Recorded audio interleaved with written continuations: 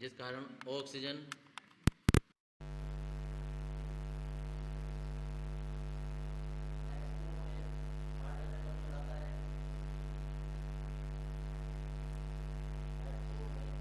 Hydrogen बंध बनाता है,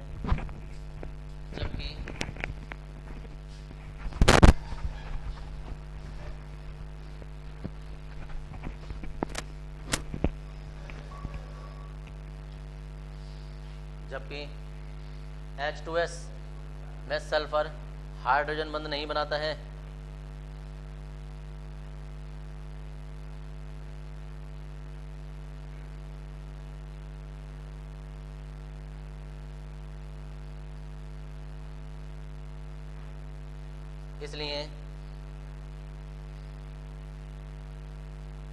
इसलिए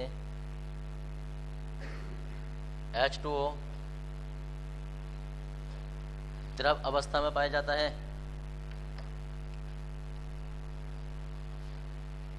इसलिए H2O द्रव अवस्था में पाया जाता है।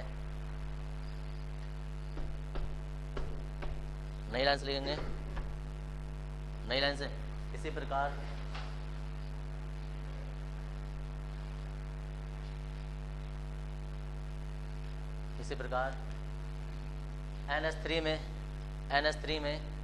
NH3 अमोनिया, NH3 में नाइट्रोजन की विद्युत ऋणात्मकता फास्फोरस से अधिक होती है।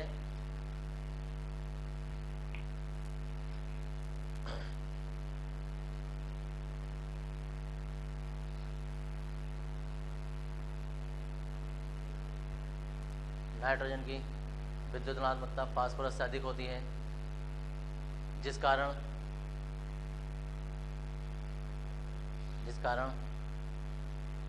अमोनिया में हाइड्रोजन बंध बनता है। जिस कारण अमोनिया में हाइड्रोजन बंध बनता है, अमोनिया में हाइड्रोजन बंध बनता है, जबकि फास्फीन PH3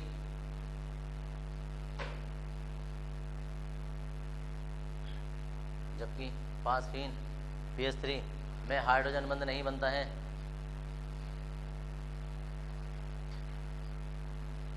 PH3 में हाइड्रोजन बंध नहीं बनता है। इसलिए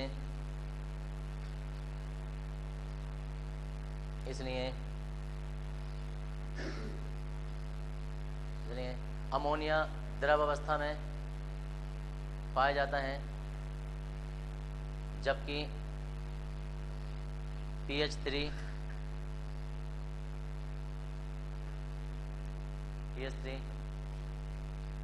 गैस के रूप में पाया जाता है। PH3 गैस के रूप में पाया जाता है।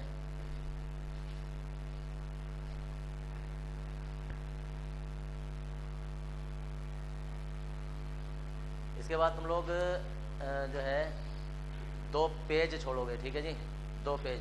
इसमें कुछ संरचनाएं बनेंगी और एक नंबर का भी कोई ज़रूरत पड़ी तो वो सवाल हो जाएंगे।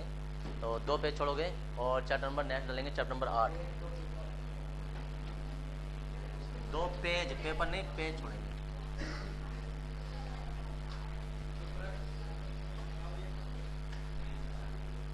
और जब भी कभी चैप्टर स्टार्ट हुआ करें तो 1-2 पेज छोड़ कर करना चाहिए।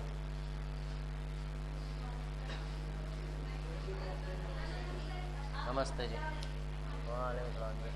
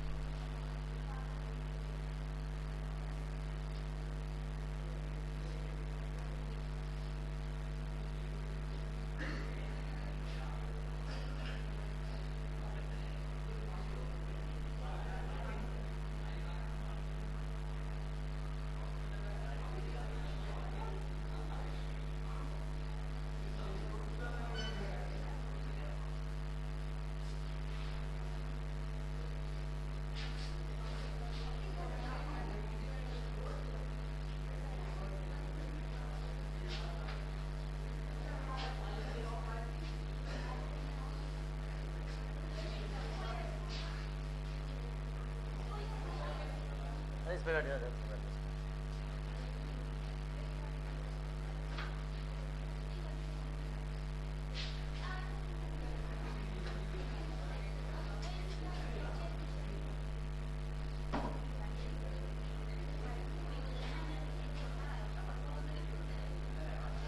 बैठ जाओ, यहीं बैठ जाओ।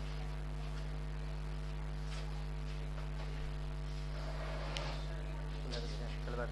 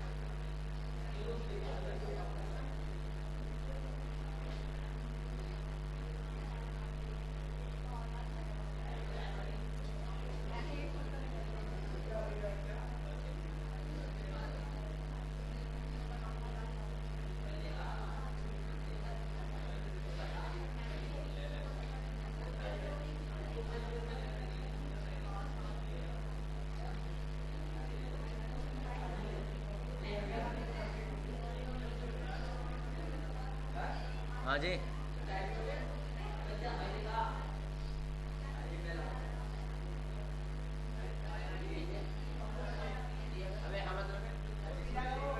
क्या चीज़ है?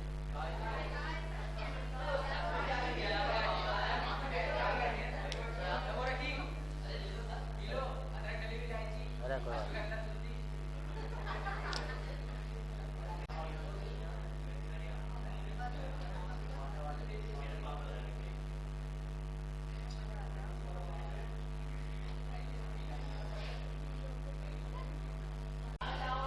बस बोलो मत।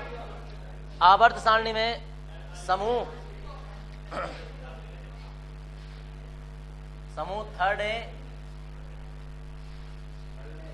फोर्थ ए, फिफ्थ ए, देखते रहो ऐसे, 6A, 7th A, 8th, first A तथा सेकंड ए। 10 हो जाने चाहिए समूह ये। 1 2 3 4 5 8 9 10, इसके अंदर 3 होते हैं समूह तत्वों को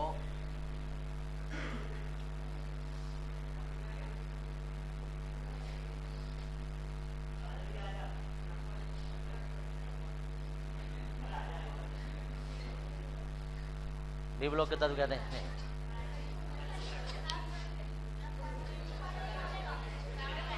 एट्थ में ये नहीं बनेगा, सेवेंथ में है। एट्थ वाले में ए नहीं बनेगा, उसमें 3 उपकक्ष और होते हैं जिसमें उप समूह और होते हैं।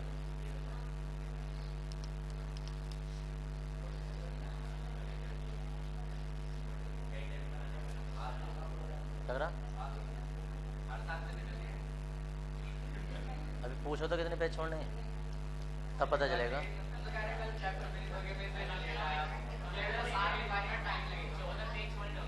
साल लिखा का भी हेडिंग हो गया है। कितने पेज छोड़ने? अच्छा, जो कल नहीं आए, अच्छा जो 3 दिन है।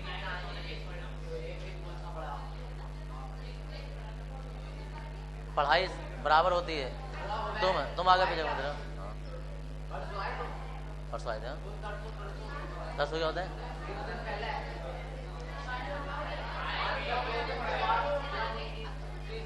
अब सुन लो भाई इधर। अरे अब काम की बात सुन लो यार इधर। फर्स्ट ईयर में तुमने चैप्टर पढ़ा था, चैप्टर नंबर 10 केमिस्ट्री में एस ब्लॉक के तत्व, और उसके बाद 11वां चैप्टर था पी ब्लॉक के तत्व। एस ब्लॉक वहाँ पूरा खत्म हो गया था, पी ब्लॉक वहाँ 20% हुआ था लगभग, और बाकी जो हमारा जो है वो अब खत्म हुआ है। आज जो पी ब्लॉक खत्म हुआ है तो पी ब्लॉक खत्म हो गया है, यानी कि आवर्त सारणी के एस और पी ब्लॉक हमारे खत्म हो चुके हैं। अब डी और एफ बचे हैं, वो अब खत्म हो जाएंगे। इस तरीके से 2-3 चैप्टर में पूरी आवर्त सारणी खत्म हो जाती है। अब खत्म कैसे होती है देखो कि डी ब्लॉक के तत्व हैं, ये 10 समूह होते हैं, 10 समूह में डी ब्लॉक के पूरे तत्व आ जाते हैं। अब सबसे ज़्यादा यही होते हैं डी ब्लॉक के तत्व। डी ब्लॉक के तत्वों के भौतिक गुण आ जाएंगे, डी ब्लॉक तत्वों के रासायनिक गुण आ जाएंगे, ये तो हम सिर्फ लिखेंगे। उसके बाद आता है देखो, इसमें जो है ना सिर्फ हम 2 ही तत्व बनाने का 2 ही तत्व बनाएंगे, 2 तत्वों से बनने वाले यौगिक बनाएंगे, एक तो क्रोमियम से और एक मैग्नीज से। बाकी तत्व तो 40 हैं, 40 से भी ज़्यादा बैठेंगे, 40 हैं। अब 40 में से सिर्फ इन 2 तत्वों से बनाएंगे जो हमारे सिलेबस में, बाकी और बहुत सारे तत्व होते हैं, लेकिन तत्वों से बनने वाले यौगिक पोटेशियम K2Cr2O7 और KMnO4, जो लाल दवा का फॉर्मूला तुम लोग देखते हो, लाल दवा, तो K2Cr2O7 और KMnO4 पोटेशियम पर मैग्नेट, इन्हें बनाने की विधि पढ़ेंगे। विधि जो है, विधि कुछ खास इतनी इंपॉर्टेंट है नहीं जितने के इनके गुण इंपॉर्टेंट होते हैं। एग्जाम में तुम्हारे गुण ही आएंगे। देखो परिवार क्या है, K2Cr2 बनाने की प्रयोगशाला विधि, K2Cr2 बनाने के देखो भौतिक गुण, भौतिक गुण के बाद में क्या आना चाहिए था, रासायनिक गुण, लेकिन उपयोग आया है। क्यों आया है? क्योंकि इसके रासायनिक गुण इंपॉर्टेंट होते हैं, वो अलग से करवाए जाते हैं। क्या है, अम्लीय माध्यम अलग करेंगे, क्षारीय माध्यम अलग करेंगे, उदासीन माध्यम अलग करेंगे। अब क्वेश्चन कैसा आएगा एग्जाम में? क्वेश्चन ऐसा आता है कि पोटेशियम डाइक्रोमेट के अम्लीय माध्यम में किन्हीं 2 अभिक्रियाओं को लिखिए। अम्लीय माध्यम में, क्षारीय माध्यम में कोई सी 2 अभिक्रियाएं, उदासीन माध्यम में कोई सी अभिक्रियाएं, ऐसे करके आएंगे। तो और आएंगे भी कोई सी 2, जब तुम अनसोल्ड पेपर देखोगे ना तो उसमें तुम्हें दिख जाएंगे। ऐसे ही पोटेशियम पर मैग्नेट बनाने की विधि जो है वो प्रयोगशाला विधि आ जाएगी। चित्र उत्र कुछ नहीं होता, सिर्फ अभिक्रिया होती है प्रयोगशाला विधि। ऐसे भौतिक गुण और उपयोग कुछ खास नहीं है, ये इंपॉर्टेंट है पूरे चैप्टर में। ये एक तो टॉपिक तुम्हारा यही इंपॉर्टेंट रहता है, एक इसमें ये इंपॉर्टेंट रहता है। क्या होंगे? रासायनिक गुण, अम्लीय माध्यम अलग, क्षारीय माध्यम अलग, उदासीन माध्यम में अलग। इसके बाद आते हैं एफ ब्लॉक के तत्व। एफ ब्लॉक के तत्वों का इलेक्ट्रॉनिक विन्यास इंपॉर्टेंट होता है, और उसका सिर्फ एक टॉपिक ये वाला इंपॉर्टेंट होता है, लैंथेनाइट संकुचन। एफ ब्लॉक जो होता है ना वो 2 श्रेणियों में बटा होता है। एक श्रेणी कहलाती है लैंथेनाइट श्रेणी, एक कहलाती है एक्टिनाइट श्रेणी। लैंथेनाइट श्रेणी के भौतिक गुण अलग पढ़ेंगे, रासायनिक गुण अलग पढ़ेंगे, कोई खास इंपॉर्टेंट नहीं है। लैंथेनाइट श्रेणी का संकुचन, तो लैंथेनाइट संकुचन कहते हैं या अंकुचन भी कहते हैं इसे, ये इंपॉर्टेंट है। ऐसा कोई साल नहीं जाएगा जिस साल ये क्वेश्चन तुम्हें नहीं मिलेगा। लैंथेनाइट या एक्टिनाइट में से एक में जरूर मिल जाएगा। ऐसी दूसरी श्रेणी एक्टिनाइट होती है, इसके भौतिक गुण हो जाते हैं, रासायनिक गुण हो जाते हैं, और एक्टिनाइट संकुचन हो जाता है। यहाँ चैप्टर खत्म हो जाएगा तुम्हारा, इतना है।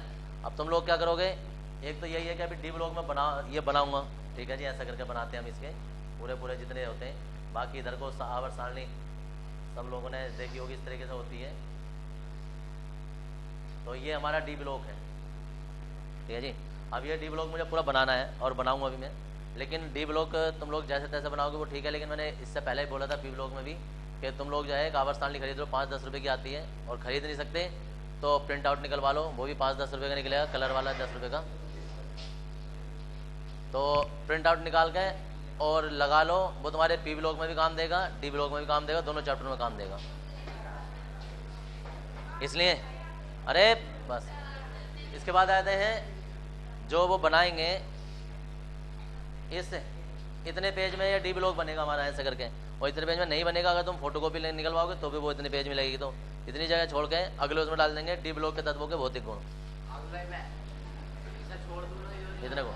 यहाँ टेबल बनेगी, डी ब्लॉक बनेगा हमारा, ये बनेगा।